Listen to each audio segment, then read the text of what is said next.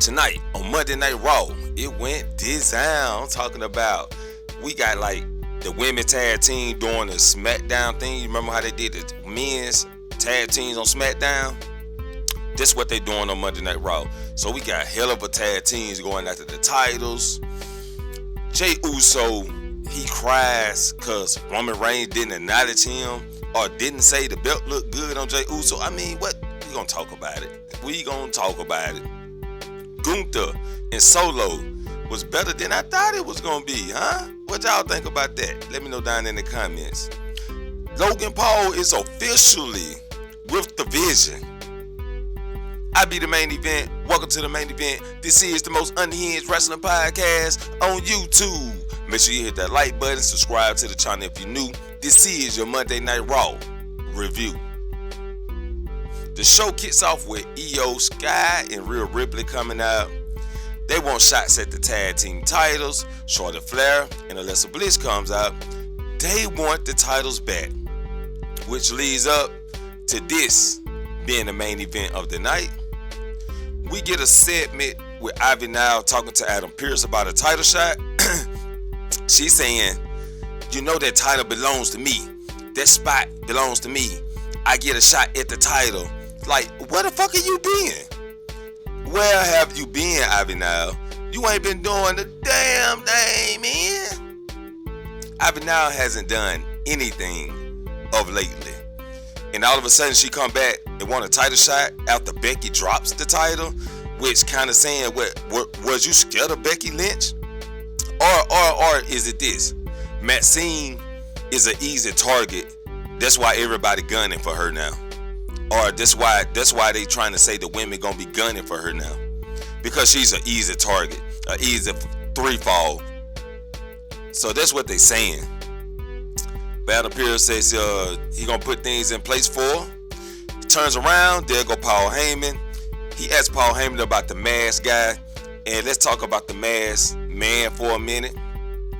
The guy that leaped the fucking cage, hit a curb stomp on CM Punk and leaped back out like it was nothing. This guy doesn't need to be revealed till next year sometime. Like, he can, if we see him pop up and show up every now and then, that's cool. That keeps our mind going. Oh, damn, who is this? Don't just let him hit Seth Rollins move. Let him hit Cena move. Let him hit Triple H move. Let him hit the rock bottom. You know what I'm saying? To keep us guessing, he hit a different move every time. You feel me? But yeah, let's just keep him mysterious. Paul Heyman said he has nothing to do with it. And Brian Breaker needs to get that title shot because he pinned CM Punk at Survivor Series. I thought they were going to give this to Logan Paul, but they gave Logan Paul a different direction. We're going to talk about it. We get a little segment with Maxine training. So Natty was not Natalia, but Natty was training Maxine, and she was toughing her up. And I'm like, remember last time I said that Maxine making Natalia training look bad because of all these botches? While she's saying, let's do it again. What she say when she got slapped by Natty? What she say? Run it back again. That's what she said. I'm tripping. Again. So let's hope again on her training she does better. Jey Uso versus LA Knight. And I thought maybe Bron Strowman.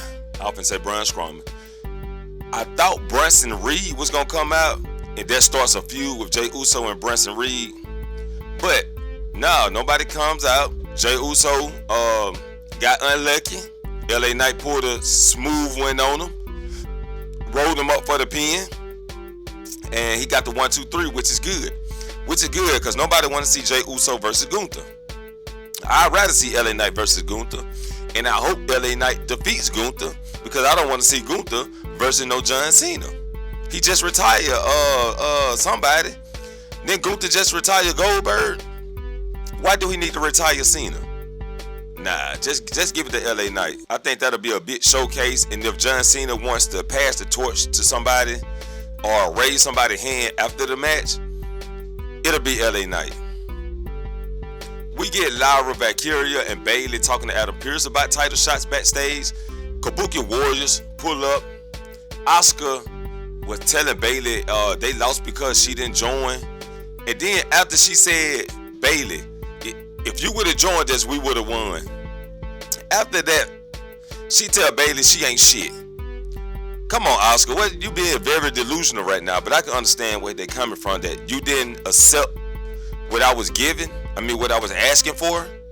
So now I'm gonna trash talk you type of shit. So that's pretty much what that was.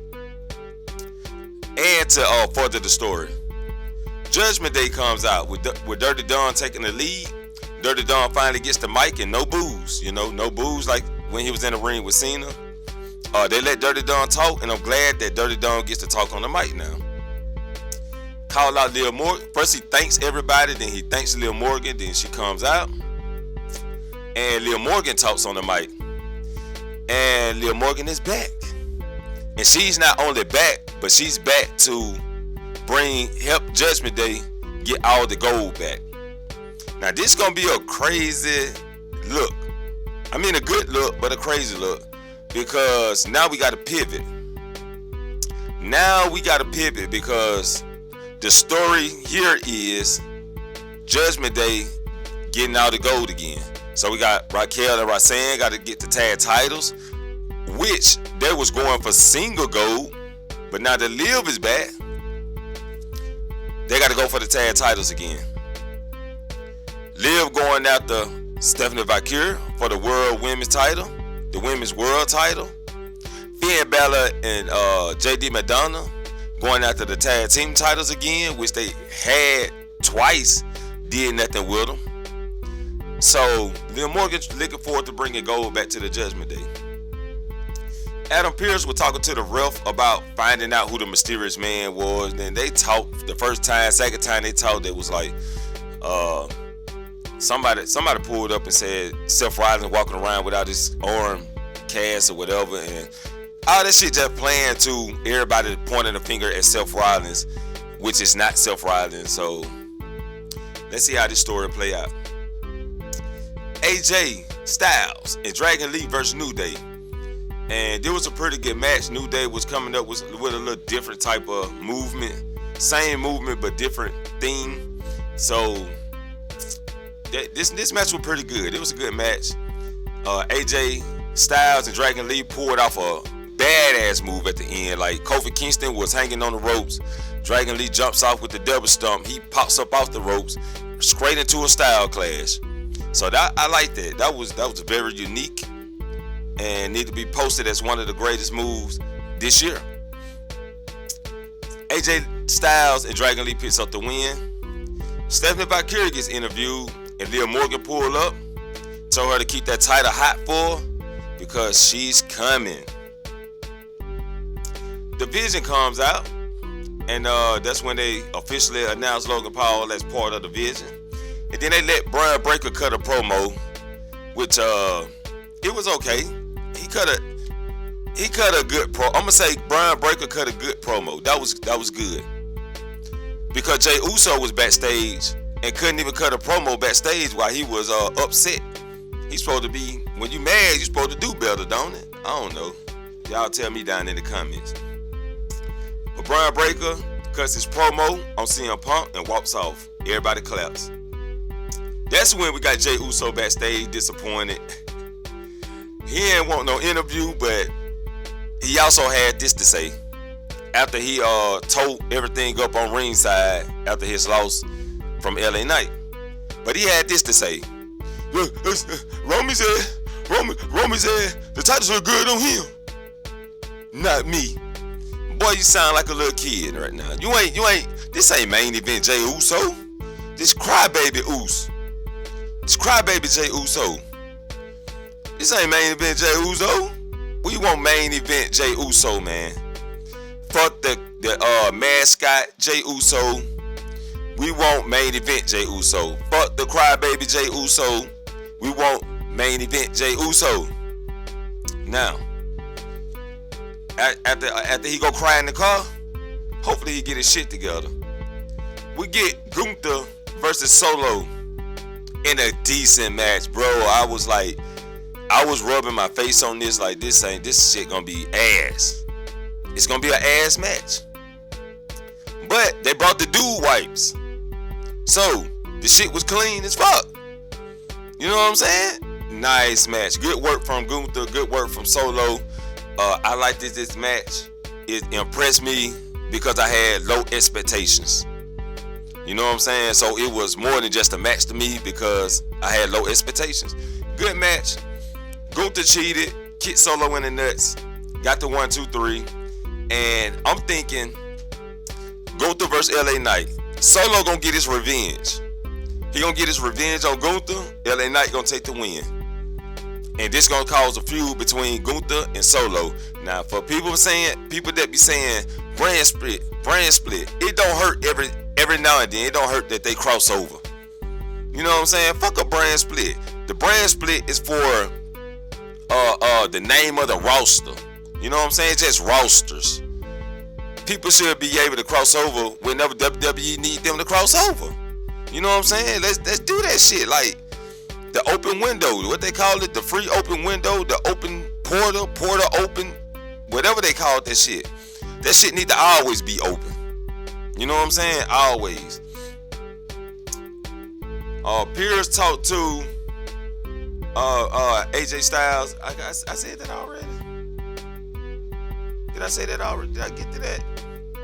Okay, he talked to AJ Styles and Dragon Lee on who they want to face for the titles next, and they chose the War Raiders. So the War Raiders will be back next week to try to recapture tag team gold. Yay, man, fuck that shit, man. War Raiders is ass. Ivar was doing better on his own. Rey Mysterio got interviewed about a couple things, but he also, the important thing, he got asked about the IC title. And yes, he want to run through Judgment Day and capture the Intercontinental Championship. Logan Paul pulled up. Rey Mysterio slapped his ass. And didn't Logan Paul defeat Rey Mysterio already? So yeah, he arrogant when it comes to Rey Mysterio. He already defeated him, so he know he can beat him again. So we're going to get that story. Finally, we get to the main event. Charlotte Flair and Alexa Bliss versus Rhea and Io Sky. This was a good match. This match was going head on. Like, it was seesaw. It was a seesaw match. Back and forth. What a good match. These women put up a good match.